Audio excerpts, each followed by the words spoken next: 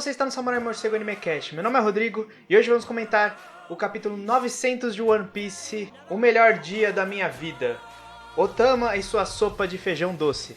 Bom, primeiramente, falar que, parabéns aí ao One Piece a chegar aos 900 episódios do anime. Eu acompanhei por muito tempo o anime, dei uma pausa por uns anos atrás, agora voltei com um ano, pra comentar também aqui. Obviamente eu não parei de ler o mangá, eu leio o mangá faz acho que mais de 12 anos, semanalmente. Então, mas eu sei o quão importante é o anime pra muita gente também. E é muito legal ver esse marco chegando também na animação, o mangá tá no 952 e 954, acho, não sei. Mas é legal também ver o anime chegando, nesse marco.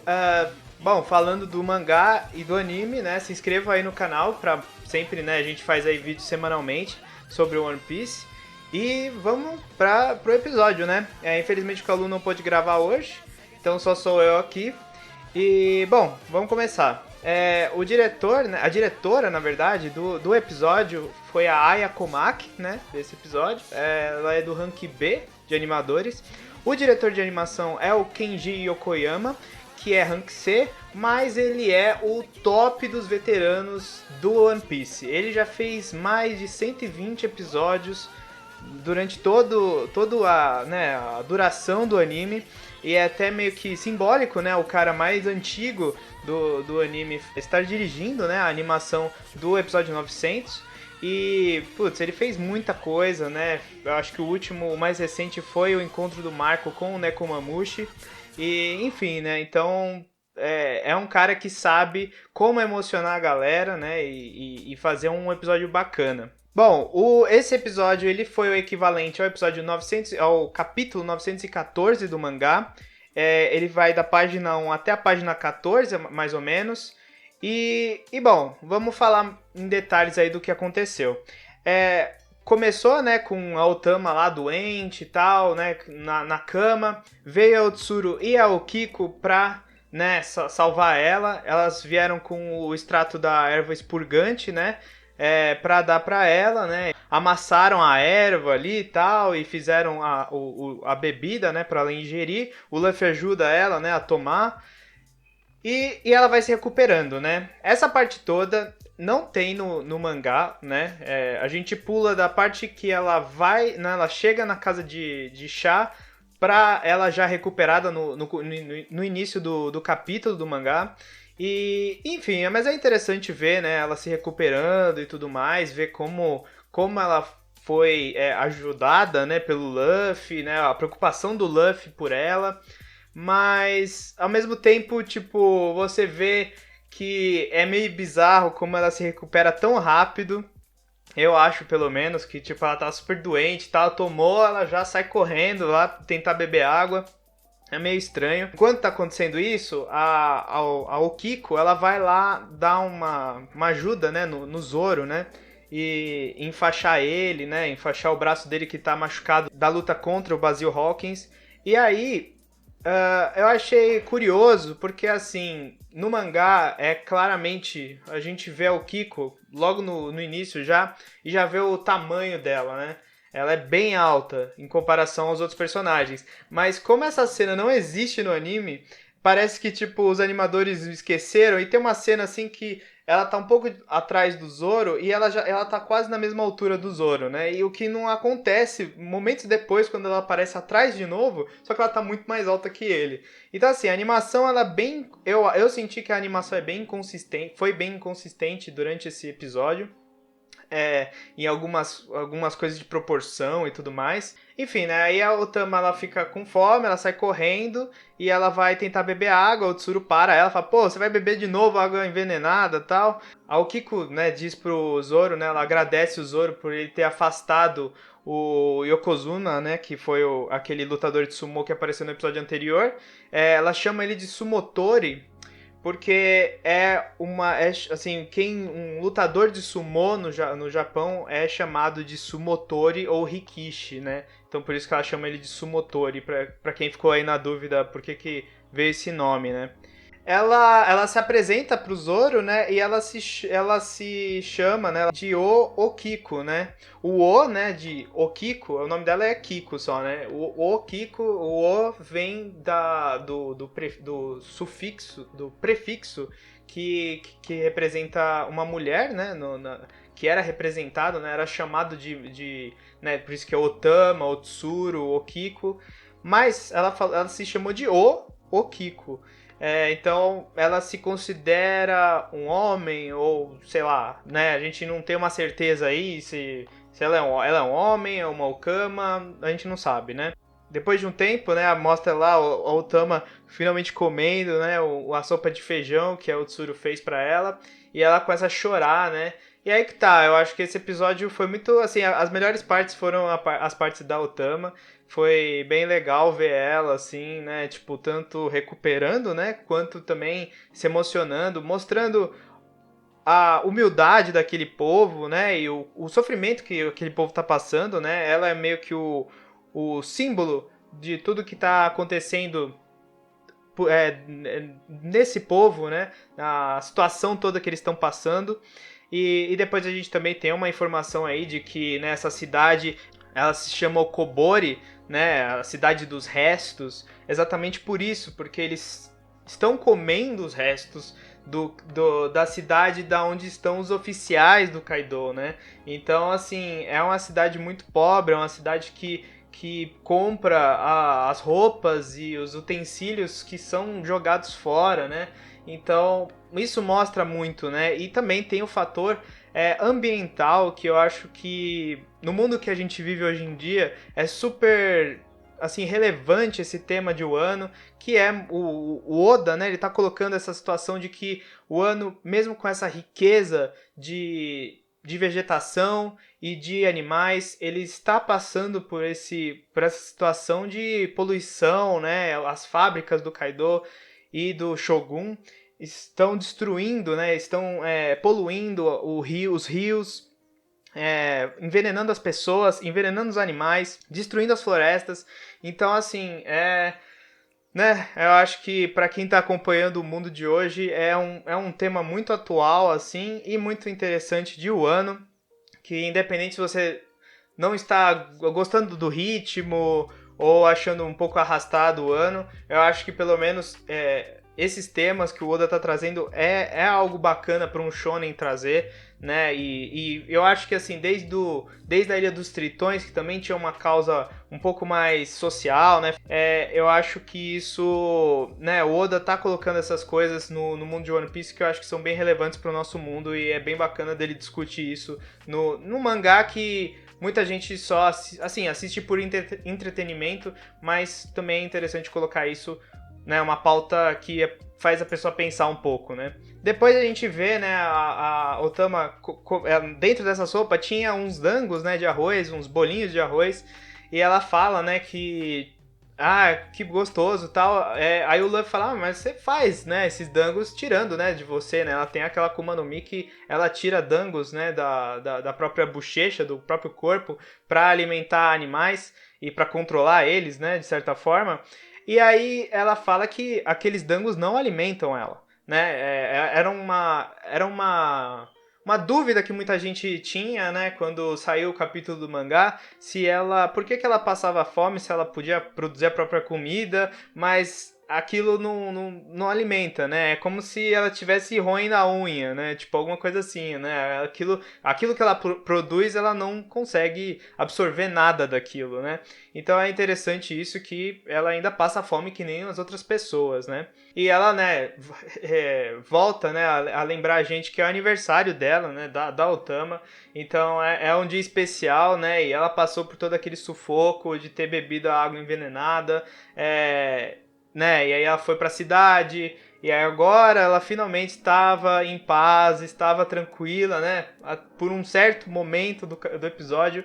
E aí depois a gente vai ver o que vai acontecer com ela, né? Enquanto eles estão se apresentando, né, o Zoro e o Luffy quase escapa que ele é o Monk D. Luffy, e eles não podem falar isso, né, obviamente, porque eles estão sendo caçados ali, né, eles estão sendo, né, eles não podem falar que eles são estrangeiros.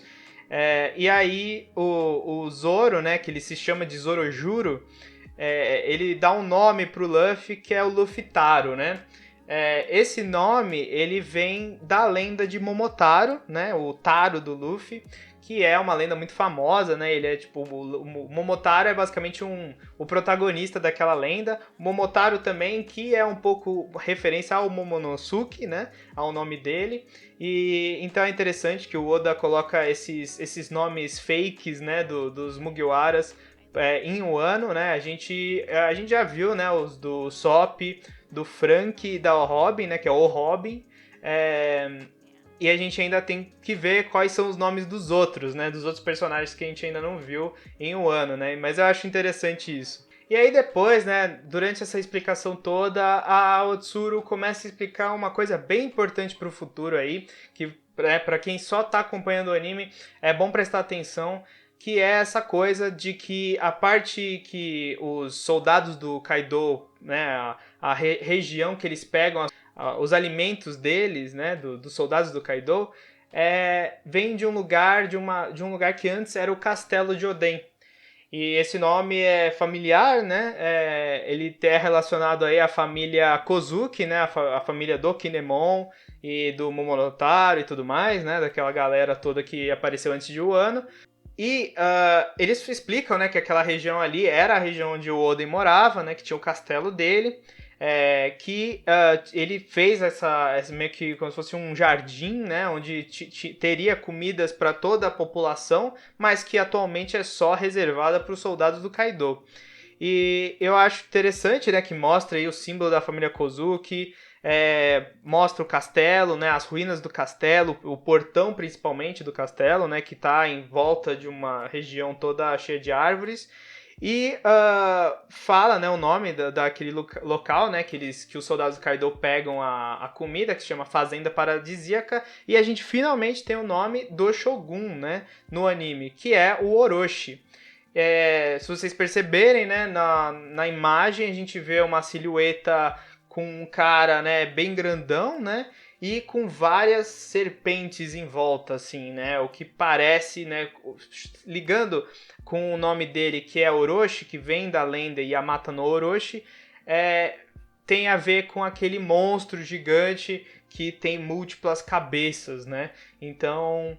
né, aí já começa a ter as ligações do poder do Orochi, né, desse Orochi do One Piece com o Orochi da lenda. Aí a gente vai pra parte curiosa do episódio, que é a gente vê uma pessoa, né, ouvindo a conversa através de um radar. Ele aparentemente usa um hack de observação, isso não é canônico no mangá. E aí, logo depois, né, aparece uma flecha, assim, com uma espécie de hack de armamento, alguma coisa assim, uma coisa em volta de uma aura, né? Que o Zoro consegue impedir, essa flecha ia diretamente para o Tsuru. E aparece o personagem mais bizarro, eu acho, até agora, de Wano, que é o Batman, né? Que ele tem esse nome porque ele é um usuário Smile, né? É um soldado do Kaido. E ele é um usuário da Smile, que é a fruta falsa, né, de Zoan, que faz com que a pessoa fique com metade... que não tenha aquele efeito total da Zoan, né? Então, ele tem uma parte do corpo que parece um morcego, que ele comeu a fruta do morcego, e também ele é meio humano. Ele não consegue se transformar completamente em nenhum dos dois. Ele vira uma aberração, né? E aí ele, né, usa isso, né, para ficar voando, mas ao mesmo tempo acertar as pessoas com o arco e flecha dele, né? E ele usa esse radar que ele tem exatamente para conseguir ouvir a conversa das pessoas na região toda, né? Isso é bizarro, porque vira aquela coisa meio ficção científica, assim, meio 1984, assim, de que o Kaido ele tem um poder tão grande na região que ele consegue, que ele usa, né, o poder dos soldados para ficar vigiando o que as pessoas falam. Então qualquer pessoa que fale algo contra ele é caçada, né? É uma ditadura assim completa, né?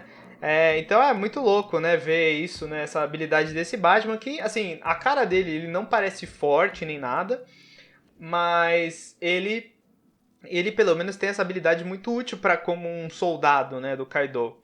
E aí a gente tem uma cena que não é canônica também, não tá no mangá, que é essa pequena luta aí, acho que foi pra colocar uma cena de ação, porque o episódio tava muito parado.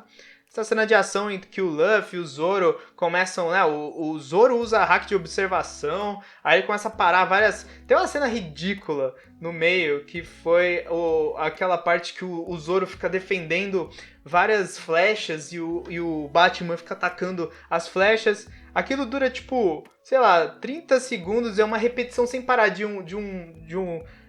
da imagem do Batman, aí tacando as flechas, aí o Zoro. E fica indo e voltando pra mesma animação. É tipo muito tosco, foi muito tosco mesmo. Mas aparece o Luffy, que ele usa o hack de armamento dele, ele fica com os braços pretos assim, né, e começa a defender, né, e ele até usa uma hora a espada, né, que é meio inusitado, mas depois ele só começa a usar mesmo o braço, né, que é o que ele mais sabe fazer. Essa parte toda não tem no mangá, mas eu achei interessante, né, pra ter essa pequeno confronto, né. Até dá um pouco, assim, de que esse Batman é um pouco mais forte do que ele deveria ser, né, porque ele consegue usar essas flechas, eles têm que ficar parando, né, o Zoro e o Luffy têm que ficar sem parar, parando, assim, né, as flechas dele, né. E aí, enquanto isso, aparece um cara, né, um usuário de Zoan também, Smile, que é um soldado do Kaido. E aí, enquanto tá todo mundo ali, né, enfrentando esse Batman, ele vai por trás, aí ele pega a Otama que tava dormindo, né, e aí ele sequestra ela e vai embora, né. E esse cara, ele tem umas pernas bem definidas, assim, né, seria tipo o animal dele, né. E ele fala, né, que ele consegue correr a 200 km por hora, alguma coisa assim. E ele sequestra, né? Ele tem aquele. Nas pernas dele tem aquele meio arrastão, né? Ele me lembra um pouco assim um Okama, né? Tipo, e ele sai correndo com a Otama, né? E aí a gente tem esse cliffhanger do episódio que é tipo. E aí, ela foi sequestrada, né? E o Luffy lá, tipo, ele percebe depois só, né, que ela tá sendo levada. E aí acaba o episódio. Eu achei assim. Eu não sei se as pessoas acham que, né, esses episódios são tipo, eles vão fazer o episódio 900, então eles vão fazer algo especial. O que eu nunca achei que isso iria acontecer. Talvez no 1000, né, o 1000º episódio seja algo um pouco mais especial, porque, né, é um número muito mais importante, eu diria. Mas o 900 realmente não teve nada assim realmente de especial. Eu achei que a animação foi bem consistente em alguns momentos, né? Tem essa parte do Zoro enfrentando o Batman que eu achei bem tosca. Tem um problema de proporção no início do episódio também, com o Kiko, né, e o Zoro.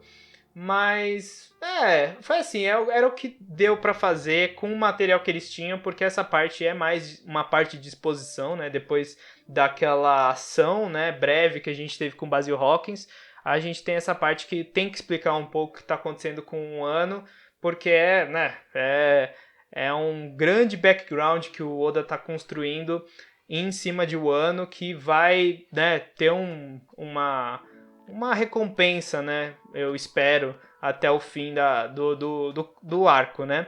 Então, assim, eu achei um episódio decente, teve coisas ruinzinhas, mas eu acho que se você for com uma né, se você tivesse ido com uma expectativa mais ou menos baixa, eu acho que foi divertido. Eu gostei da Otama, de ver a Otama melhor, né, e toda fofinha, com aquelas cenas dela comendo, ela chorando e tudo mais. Achei bem legal essa representação, né, do povo de Wano, de como eles estão sofrendo. E até que teve a luta, né, do Batman, né, que eu não esperava muito ter realmente uma luta nessa parte. E aí o próximo episódio, né, a gente teve aí a breve menção dele, né, que chama Invadindo o Território Inimigo, Bakura, onde os oficiais prosperam. Que a gente vai ter um pouco mais da visão daquela parte da cidade que é a parte dos oficiais.